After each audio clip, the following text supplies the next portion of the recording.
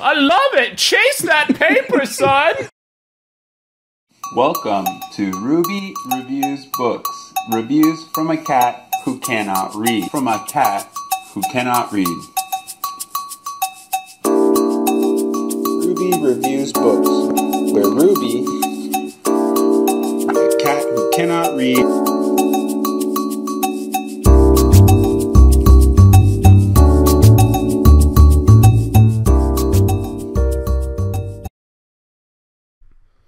Welcome to Ruby Reviews Books, reviews from a cat who cannot read. She may not understand the words, but she sure likes books. Today's book is Here There Be Gerblins by the McElroys, with art by Carrie Peach.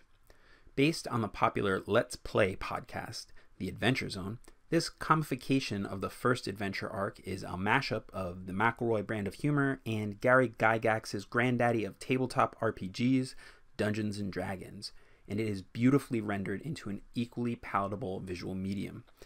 It's a pretty close adaptation of the podcast, albeit with some name changing. Vandalin, we hardly knew ye. Or at least as far as I know of the early arcs. I didn't start listening till the Suffering Games, but quite a few of the characters and artifacts critical to the end of the Bureau of Balance campaign appear in the comic at their humble beginnings. The adaptation, driven by Clint McElroy and the artist Carrie Peach, does a good job capturing the banter of the show, incorporating some of the best out-of-character comedy moments with the light-hearted adventure elements familiar to the exploits of Taco, Magnus, and Merle. I think the book does an especially good job of integrating Griffin McElroy, who, as game master, has an outsized fingerprint in developing the overall story, but would otherwise be an invisible hand in a straight retelling of how these characters explored the Haverdale mines. Taken all together, the blend of the out-of-character commentary and the main action really captures the vibe of what makes the Adventure Zone a pleasurable podcast. And even if you're not familiar with the McElroys, it's a great book to jump into if you're just looking to get a sense of their humor or just want to read a fantasy comic. The art overall is really good, with a couple of enjoyable set pieces and intricate panels. Peach also manages to really capture the humor of both the characters and players without having to lean on dialogue for every joke and gag.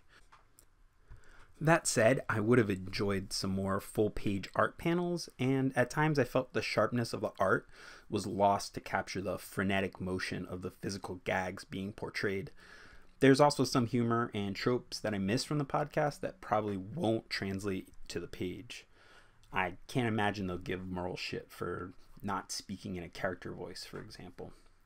But for what it's worth, I'm also not the one trying to fit 6 podcast episodes worth of content into just under 250 pages of art.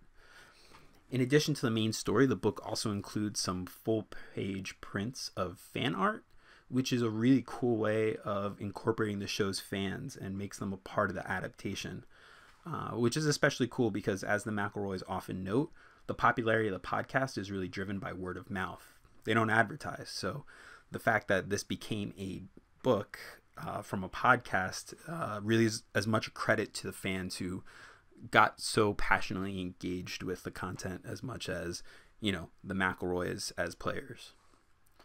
Overall, I really enjoy the comic, and if you don't believe me, the reams of celebrity endorsements ranging from Patrick Rothfuss to Jean Grey can't be wrong. I give it 4 stars out of 5. Let's see what Ruby thinks. 1, 2, 3. Well, there you have it. The Adventure Zone by the McElroys and Carrie Peach, rated 4 stars and 3 rubs.